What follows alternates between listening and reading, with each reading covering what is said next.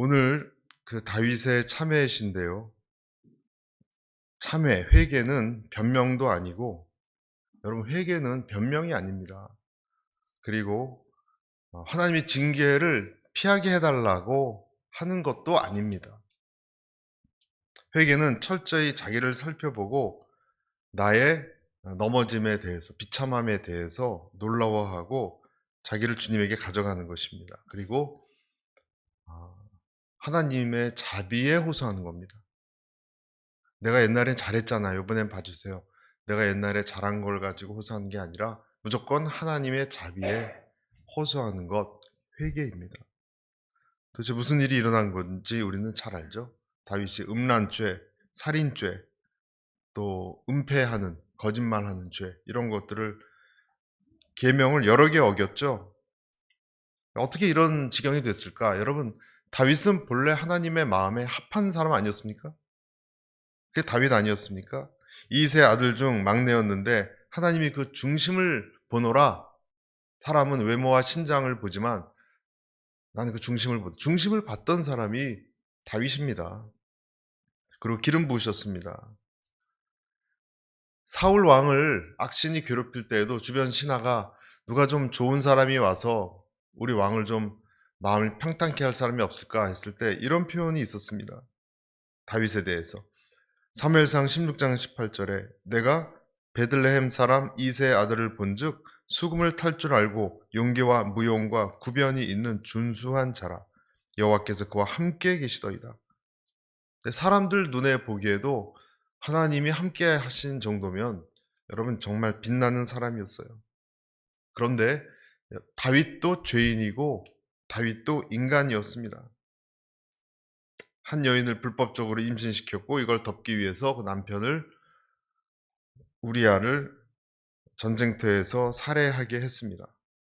악한 행동이죠. 그리고 마치 아무 일도 없었다는 것처럼 밧세바와 결혼을 했고 그렇게 세월은 흘러서 잊혀져 가고 있었습니다. 이때 선지자 나단이 다윗을 대면해서 다윗의 숨은 죄를 지적했습니다. 그래서 깜짝 놀랐어요. 그리고 그 시가 그 회개하면서 터져나온 시가 오늘 우리가 잘 유명한 시편입니다. 이것은 51편. 그래서 저는 오늘 여러분과 제일 중요한 회개할 때 어떤 일이 일어나는가 두 가지를 꼭 생각했으면 좋겠고 여러분들에게도 이게 이 증상이 일어나는가 이게 있으면 진짜 회개하는 거예요. 없으면 좀 미심쩍어요. 두 가지. 첫 번째는 자기 죄에 대해서 견디지 못해 합니다.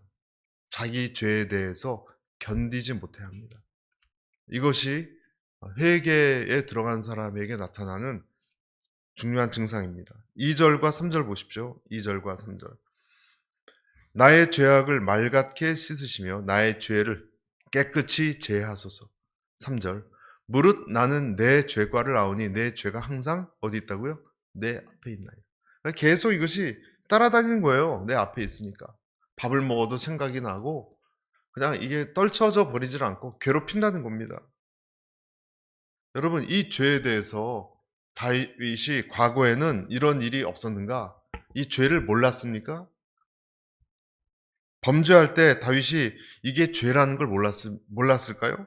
밧세바 처음 봤을 때 느꼈을 달콤한 유혹, 그녀를 데려오라고 명하고 그랬을 때 이 여자는 처녀가 아니라 한 남편의 아내라는 것을 알게 됐을 때 이거는 불법적인 것인데 라는 생각 못했을까요, 여러분? 여러분 다윗이 바보입니까? 명철한 사람이에요, 여러분. 알았어요. 육체적인 동침을 했을 때 그리고 남편을 사지로 몰아서 살해할 때 마음 깊은 곳에 이거는 죄다라는 울림이 여러분 없었습니까? 그렇지 않아요. 그건 알고 있었어요. 잘못된 것인지 모르지 않았어요. 알고 있었어요. 그런데 다윗의 문제는 그 죄에 대해서 심각하게 생각하지 않았습니다. 에이, 넘어간 거예요. 결혼을 하고 아무런 일이 없었던 것처럼 하면 하나님도 그냥 넘어갈 줄 알았습니다. 여러분, 많은 크리스찬들이 생각하는 것 중에, 착각하는 것 중에 하나가 하나님은 대충 넘어가신다라는 것입니다. 하나님은요, 그런 분이 아니십니다. 그래서 남들이 다 그런 죄는 짓는다, 다 그런 것은 괜찮다, 그렇게 생각하지만 그렇지 않습니다. 교회를 오래 다닌 사람이나 적게 다닌 사람이나 죄에 대해서 그냥 너무 쉽게 생각하는 사람이 있어요. 하나님의 계명과 심판을 가볍게 여기고 이 죄에 대한 둔감함이야말로, 여러분 다시 말씀드리죠. 이 죄에 대한 둔감함이야말로 가장 치명적인 어리석음이에요. 이것은 간단한 문제가 아니에요. 한번 죄 짓는 것이 힘들지 자꾸 하다 보면 쉬워지고 아무 느낌이 없습니다. 그다음부터. 나단이 다윗의 죄를 지적할 때 하나님의 음성을 이렇게 전해요. 죄 지은 다윗에게. 한번 보실까요? 사무엘하 12장 9절 10절. 그러한데 어찌하여 내가 여호와의 말씀을 업신여기고 나 보기에 악을 행하였느냐? 내가 칼로 햇사람 우리아를 치되 암몬 자손이 칼로 죽이고 그의 아내를 빼앗아 내 아내로 삼았도다. 이제 내가 나를 업신여기고 햇사람 우리아의 아내를 빼앗아 내 아내로 삼았은즉 칼이 네 집에서 영원토록 떠나지 아니하리라 하셨고, 하나님이 여러분 두 번이나 반복한 단어가 여기서 뭡니까? 업신여기고예요. 업신여기고. 사람이 하나님이 싫어하는 죄 지을 때 어떤 일이 일어나냐면 하나님의 말씀을 업신여깁니다. 하나님의 말씀의 강도가 약해집니다. 우리 안에 일어나는 어떤 어둠의 작용 같은 것입니다. 그럴 수도 있지. 내 스스로 그런 생각하는 거예요. 에휴, 다 그렇지. 다윗은 어떤 생각을 했을까 생각해 보면 이때 다윗은 그 주변을 이렇게 평정한, 군사적으로도 굉장히 많이 승리한 왕 아닙니까? 근데 다윗이 아마 그때쯤 되면 다른 나라도 정복하고 그랬기 때문에 다른 나라 왕들이 어떻게 사는지 많이 귀띔도 들었고 또 알아도 봤고 또 지식도 늘어났을 거예요. 알고 보니까 여러분 이때 당시 고대 사회는 왕이 진짜 왕이에요. 뭐 그런 결혼을 했건 안 했건 그런 여인 한 명을 취하는 것이 여러분 대수입니까? 여러분 한 명이 아니라 수백 명도 그렇게 하는데 그게 무슨 대단한 일. 여러분 생각해 보면 정말 지나가는 어린아이도 웃을 얘기예요. 여자 한 명을 그렇게 했다고 괴로워한다? 여러분 이 말이 됩니까? 여러분 중국의 황제들을 보십시오. 전 세계 왕들을 보십시오. 권력자들을 보십시오. 지금 시대에도. 이것은요, 껌도 위치가 안 되는 거예요. 은폐하고, 내 힘이 있는데, 그래서 내 죄를 합리화하고 축소시켰을 것입니다. 그래도 다른 왕들보다 낫잖아요, 여러분. 한 명인데. 그렇지 않습니까, 여러분? 그런데 하나님은 그렇게 보시지 않아요. 그렇게 보시지 않아요. 하나님은 그 한 사람을 그렇게 하고 남편을 그런 충성된 신하였는데 그런 난 사람이 어디 있습니까? 여러분. 전쟁 때 아내한테 들어갈 수 없다고 밖에서 잠을 자는 그런 충성된 신하가 어디 있습니까? 그렇기 때문에 다윗 왕국이 튼튼하게 세워져 갈 수 있었던 거 아닙니까? 그런 신하 때문에. 그런데 그를 죽게 했어요. 하나님은 그것을 그냥 두고 보지 않았습니다. 많은 고대 왕들은 조금만 자기 마음에 안 들면 수두룩하게 살해했습니다. 충성된 신하건 그렇지 않은 신하들이건. 근데 그 한 명 죽인 게 뭐 또 대단합니까? 그런데 하나님께서 그렇게 여기지 않는 거예요. 하나님께서는 그의 말씀에 내가 부딪혔을 때 너는 이 말씀을 업신여기느냐? 그렇지 않느냐? 난 네가 내 말씀을 업신여기는 것을 참지 못하겠다. 말씀하시는 거예요. 갈라디아서 6장 7절에도 스스로 속이지 말라. 하나님은 업신여김을 받지 아니하나니 사람이 무엇이든 심든지 그대로 거두리라. 그래서 이 시대에 많은 크리스찬들은 하나님의 은혜를 생각할 때 물론 그는 우리를 위해서 희생하시고 사랑하시는 분이지만 자꾸 그러다 보니까 때로는 할아버지 수염을 막 땡기고 어린애가 많이 이뻐해 줬더니 나중에는 라이터로 수염에 불 붙이고 그렇게 하면 어떻게 돼요, 여러분? 예쁘다고 생각했는데 버릇이 없어질 수 있는 거죠. 우리는 뭐 5대째 믿는 집안인데 여러분 하나님이 우리를 지켜보고 계시는 거예요.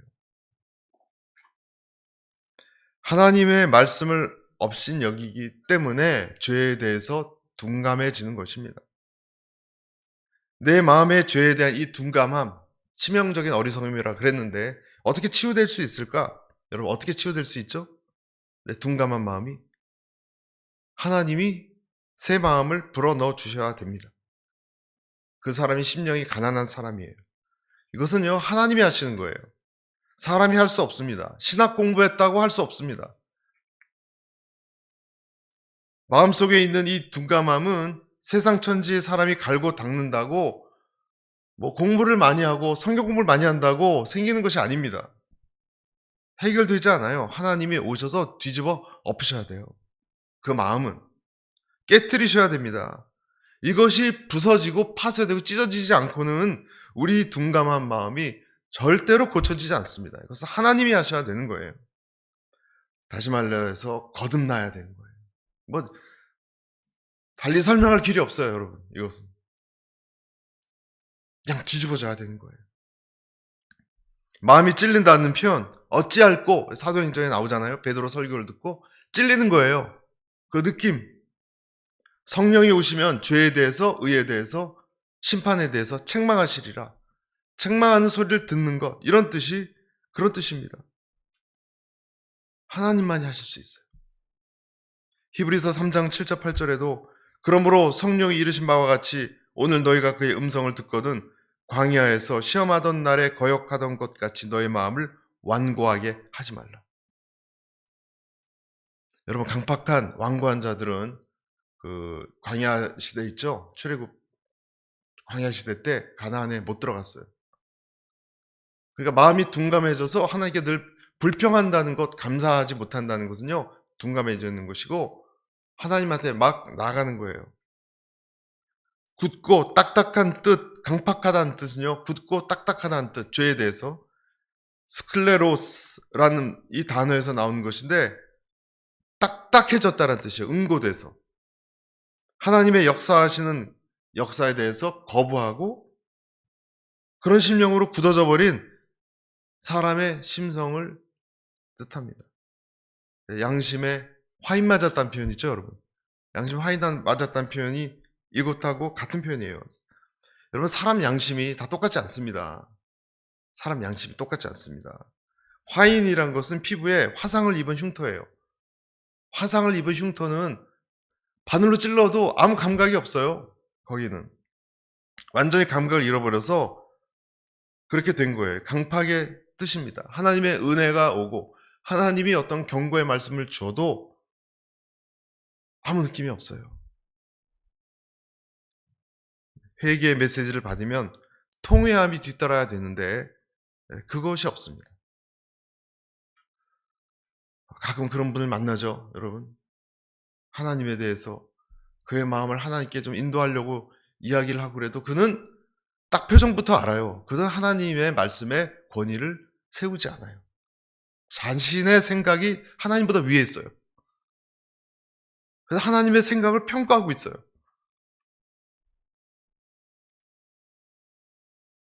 여러분 이 강팍함과 완고함과 화인 맞은 마음을 깨트려야 되는데 또 말씀드리지만 사람이 할 수 없습니다. 여러분 자녀 계시죠? 나이도 어리고 그런 아이라 하더라도 양심이 화인 맞으면요 여러분이 절대로 어떻게 못합니다. 불가능합니다. 사람이 할 수 없습니다. 하나님이 하십니다. 하나님은 그런 사람을 향해서 때로는 암시하시고요, 경고하시고요, 위협도 하십니다. 그래도 말을 안 듣는 사람이 있습니다. 우리의 이 속이 깨지지 않으면 우리 겉이 깨져요. 바로가 깨지지 않았을 때 나라가 많이 부서졌습니다. 겉보기에는 또 깨진 것 같아 보이지만 깨지지 않는 사람도 많습니다. 겉보기에는 되게 부드럽고 온유해 보이지만 속으로는 안 깨진 사람도 많습니다. 겉은 양같이 보이지만 이런 심령, 이리 같은 심령도 많습니다. 절대로 모릅니다, 겉에선. 하나님은 그런 사람들의 겉을 여러분 부수십니다. 하나님이 하십니다. 사람을 부술 때 하나님은 제일 아픈 것부터 부수십니다. 사람마다 아프다고 생각하는 곳이 다르죠. 약한 곳을 치시다가 그래도 말을 안 듣면 또 다음 차례 것, 더 다음 차례 것 그렇게 치십니다.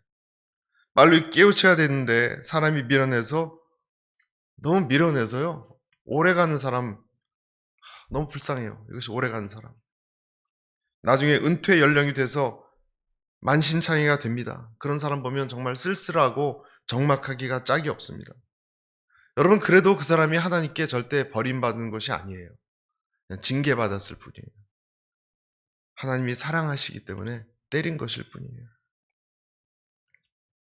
우리는 하나님이 다가오실 때 빨리 깨쳐서 깨진 심령, 온유한 심령이 깨져야 합니다. 여러분, 속이 깨져야 겉이 깨지지 않습니다. 속이 부드러워지면 겉이 잘 되게 되어 있어요. 여러분 믿습니까? 내 속이 깨져야 겉이 잘 되고 그 다음부터 어떤 것이 풀려요, 여러분. 많은 것들이 풀려요, 여러분.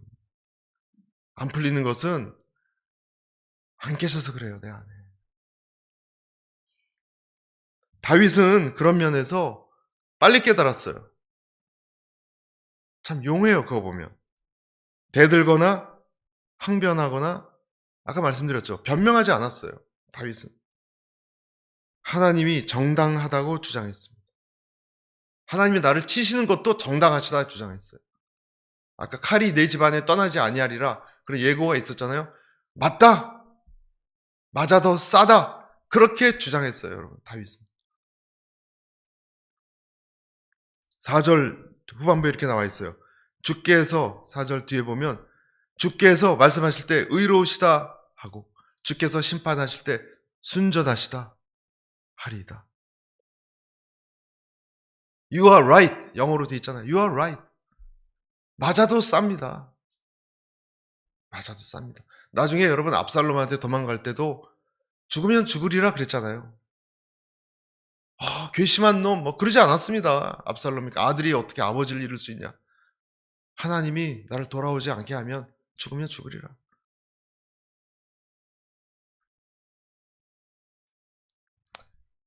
하나님이 역사하셔야 내 둔감함이 깨진다고 말씀드렸어요. 성령님이 역사하기 쉬운 사람, 마음을 낮추는 사람, 여러분 그런 사람이 될 수 있기를 축복합니다. 심령이 부드러워진 사람은 어떤 특징이 있느냐? 다 연관되는 거예요. 죄에 대해서 그러면 민감해져요. 죄에 대해서 민감해져요. 다른 사람하고 비교하지 않아요. 이 세상 사람들 다 그렇게 사는데 여러분 다른 왕들은 100배는 더 했어요. 심령이 부드러워진 사람은 하나님이 무엇을 싫어하고 좋아하시는지 금방 알아요. 그 죄에 대해서 감각이 돌아온 사람입니다. 이 사람이 성령의 사람입니다. 그래서 성령님은 어떤 면에서는 일종의 악을 드러내고 책망하는 검사와 같은 역할을 해요. 검사와 같은 역할. 그래서 검사로부터 지적받으니까 내가 잘못한 이 혐오스러운 죄를 자꾸 씻어내고 싶어져요. 하나님과 나 사이에 이게 끼어 있어서 무슨 될 일도 안 되고 내 마음에 평강도 없구나. 이걸 느껴서 초조함이 생긴 거예요. 이런 사람은 여러분 요셉을 보십시오. 요셉은 그 여인의 유혹이 있을 때 어떻게 했죠? 내가 어찌 창세기 39장 9절에 내가 어찌 이 큰 악을 행하여 하나님께 죄를 지으리까? 그 여인의 유혹이 있을 때 내가 어찌 이 큰 죄를 하나님께 지으리까? 이 감각이 있었던 거예요, 여러분. 감각이. 그러니까 성령님이 이 감각을 느끼게끔 한 거예요.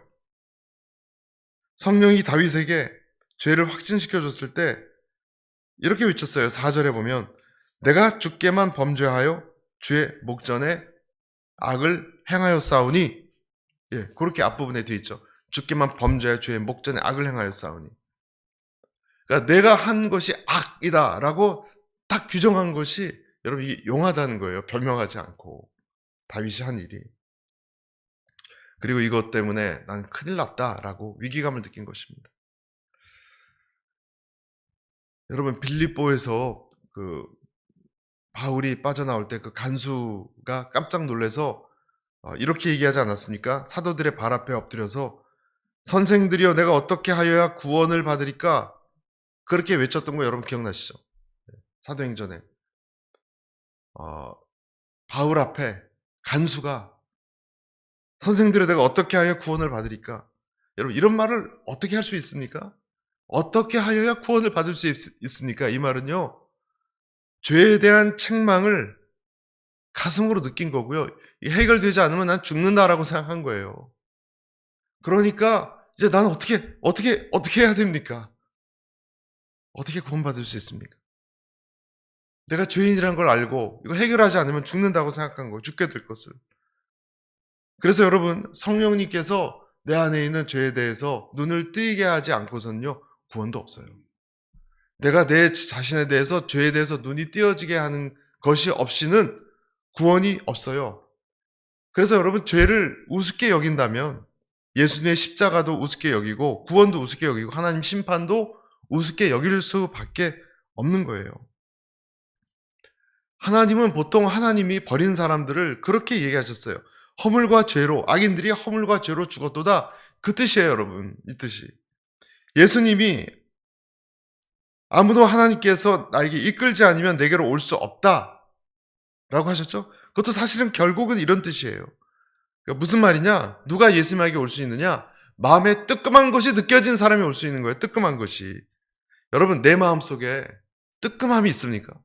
내 마음속에 어떤 일을 이걸 잘못 가면 안 되는데 이렇게 살면 안 되는데 이렇게 살다가 내가 여러분 우리는 노후 준비는 하지만 영혼 준비는 합니까? 노후 준비는 잘해요. 많은 사람들이. 내 영혼이 어떻게 될지에 대한 준비는 그 다음엔 잘 생각 안 해요. 훨씬 중요한 거예요. 이러다 정말 큰일 나면 갑자기 하나님 데려가시면 어떡해요, 여러분, 이러다. 여기에 대한 어떤 죄의식, 이렇게 살면 안 되는데, 좀 두려움 같은 것, 이것이 있다면 여러분 하나님 자녀예요. 이것은 사람이 할 수 없어요. 그래서 이것이 없다면 정말 기도해야 돼요. 하나님, 나는 왜 아무 감각이 없습니까? 하고 기도해야 될 문제예요. 왜냐하면 하나님이 유기하면 유기해버리는 거, 유기견처럼. 아무것도 느끼지 못하기 때문에. 영적인 사이코패스입니다. 아무 감각도 없고 어떤 죄를 지어도 한두 번이지 편안해집니다. 여러분 이것은 저주입니다. 이것은 저주예요. 그 사람이 뭐 터프해서 그렇다. 절대로 그것이 아니에요, 여러분. 내가 하나님과의 관계를 생각하며 하면 이렇게 살면 안 되는데 하는 것이 있어야 돼요. 여러분 마태복음에 보면 두 아들 얘기가 나오는데 포도원에 가서 일을 하라고 했는데 뭐 잘 아시죠? 첫 번째 아들은 하겠다 그래놓고 가다가 옆길로 샜어요. 왜? 아버지가 했던 말이 중요하지 않았어요. 업신여겼어요. 그러나 두 번째 아들은 옆길로 새려고 하다가 이 하나님 말씀이 계속 생각나서 괴롭힌 거예요, 나를. 그러니까 놀러 갈 수가 없어요. 놀러 갈 수가. 친구들 따라서. 놀러 갈 수가 없어요. 괴로운 거예요. 괴로워서 못 살겠어요. 이렇게 괴로우니 포도원 가서 일하고 알지. 그런 게 생겼다면 여러분 그 사람은 둘째 아들이에요. 여러분 성령님께서는 우리 안에 이것을 괴롭히고 또 괴롭히시는 거예요. 첫 번째입니다. 죄에 대해서 민감해집니다. 회개할 때. 두 번째, 회개할 때 하나님과의 단절을 두려워합니다. 하나님과의 단절을 두려워합니다. 10절을 한번 보실까요? 10절, 11절. 하나님이여 내 속에 정한 마음을 창조하시고 내 안에 정직한 영을 새롭게 하소서. 11절 같이 읽겠습니다. 나를 주 앞에서 쫓아내지 마시며 주의 성령을 내게서 거두지 마소서. 12절. 주의 구원의 즐거움을 내게 회복시켜 주시고 자원하는 심령을 주사 나를 붙드소서. 그러니까 다윗 시편을 보면요, 딱 두 가지로 나눠줄 수 있는데, 첫 번째는 반은 내 죄에 대한 철저한 자백, 누구 핑계대지 않는 그게 보이고요. 또 한 가지는 하나님과 관계가 교제, 그것이 끊어질 거에 대한 굉장한 두려움이 있어요. 그 두려움이 있어요. 죄 때문에 하나님과 분리될 것에 대한 두려움이 있어요. 그래서 나를 쫓아내지 마시고 주의 영을 떠나게 하지 마옵소서. 여러분, 주의 영이 떠나면 어떻게 될까요? 정말 두려운 거예요.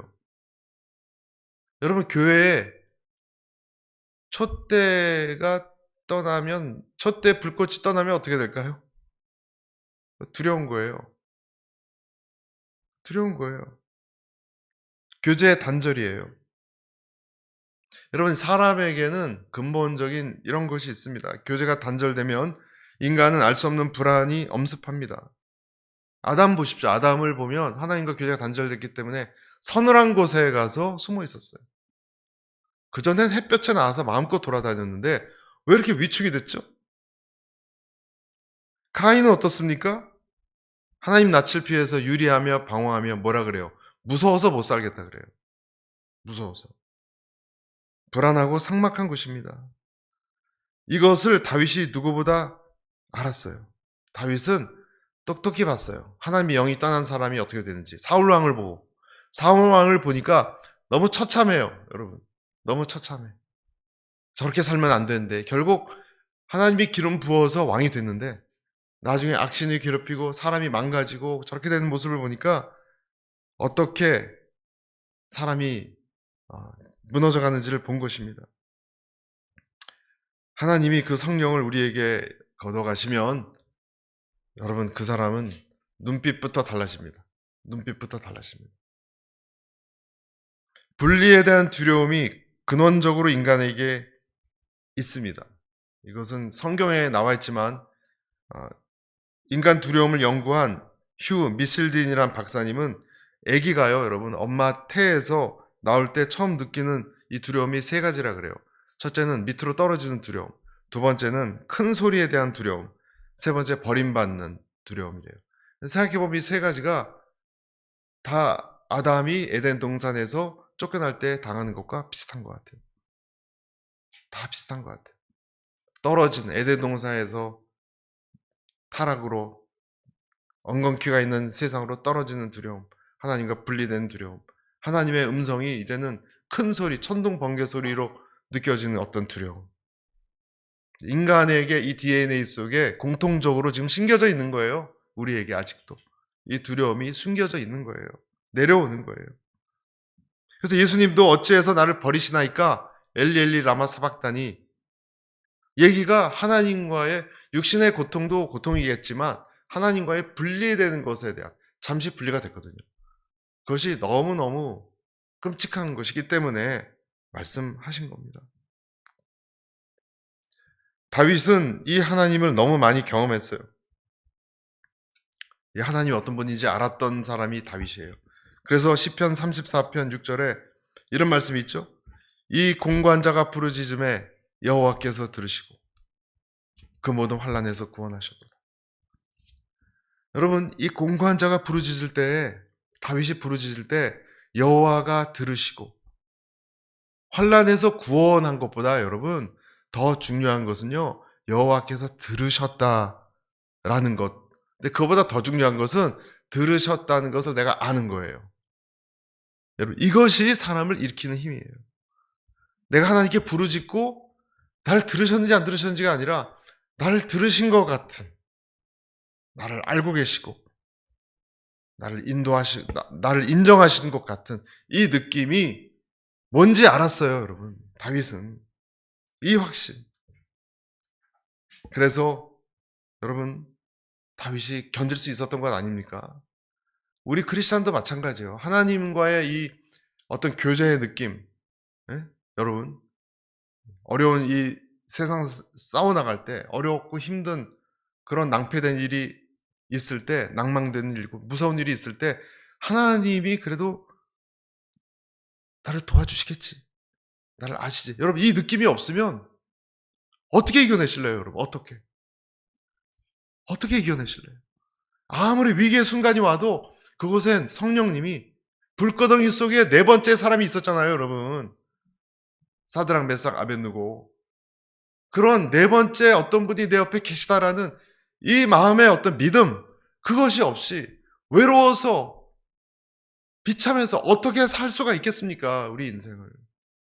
앞으로 우리 주변의 인간관계는 다 상실밖에 남은 건 없어요, 여러분. 다 떠나가잖아요, 여러분. 다 떠나가요. 자식도 배우자도 언젠간. 나는 누구와 남냐고요. 나는 그분과 함께 있다라는 이 확신.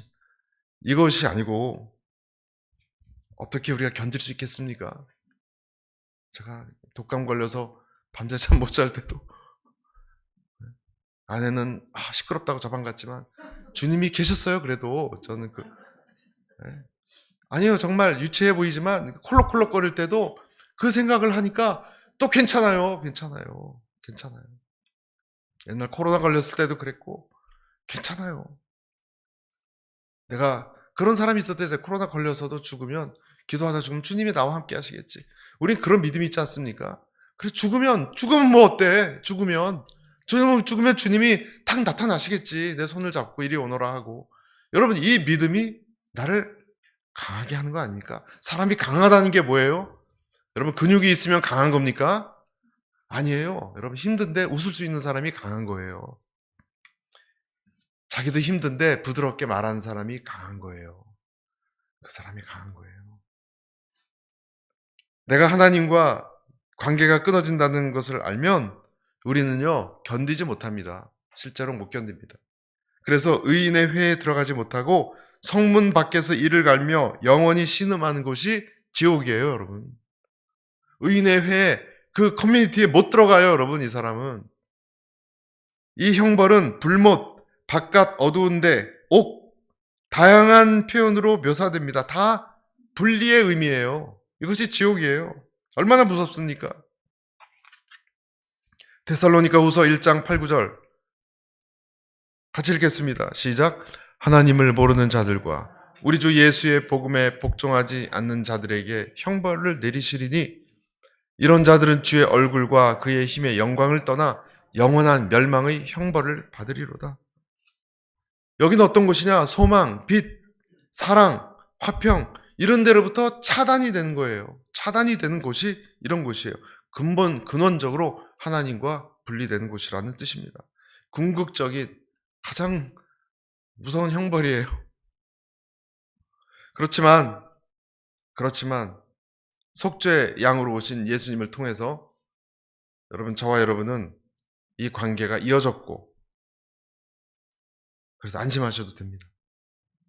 여러분 안심하셔도 됩니다. 심지어는 다윗도 안심해도 돼요.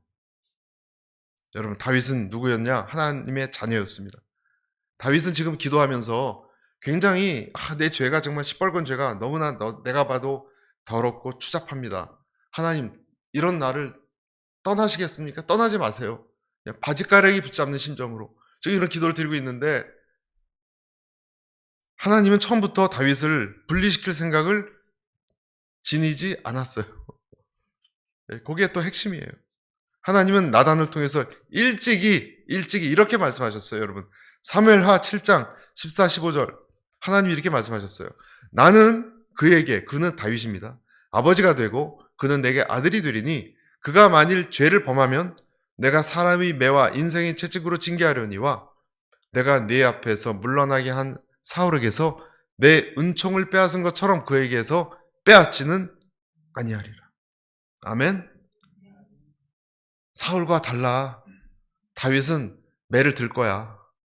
매를 들지만 나는 사울에게 했던 것처럼 내 은총은 항상 있을 거야. 빼앗지지 않아. 여러분 우리가 예수님과 함께 한다는 것을 여러분 안에, 내 안에, 지난주 설교 때 말씀드렸죠. 예수님이 거주하신 것을 알지 못하느냐? 시험하라 그랬잖아요. 내 안에 예수님이 거주하신다는 것을 안다면 여러분 걱정할 거 하나도 없습니다. 하나도 없습니다. 여러분에게 오늘 그런 확신이 있습니까? 오늘 두 가지 회개할 때 중요 요소 두 가지 말씀드렸습니다. 죄에 대해서 깜짝 놀라는 그런 기도를 할 수 있기를 바랍니다.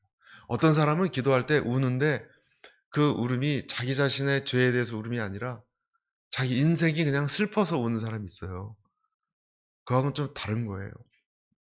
내 자신의 그 모습을 보고 통곡하는 울음은요, 하나님이 어찌 이런 사람을 사랑하실까 할 때에 우리는 무너집니다, 보통.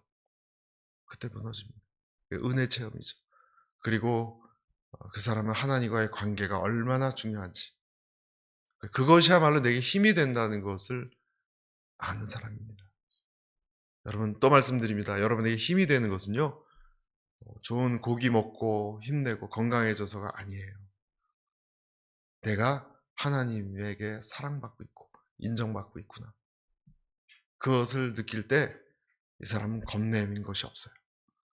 어딜 가도 당당합니다. 어딜 가도 당당합니다. 수그러들지 않습니다. 죄가 있으면 회개할 것이고 죄가 없으면 당당하십시오. 그리고 승리하시고 하나님과의 교제를 즐거워하시는 여러분과 제가 되시기를 축복합니다.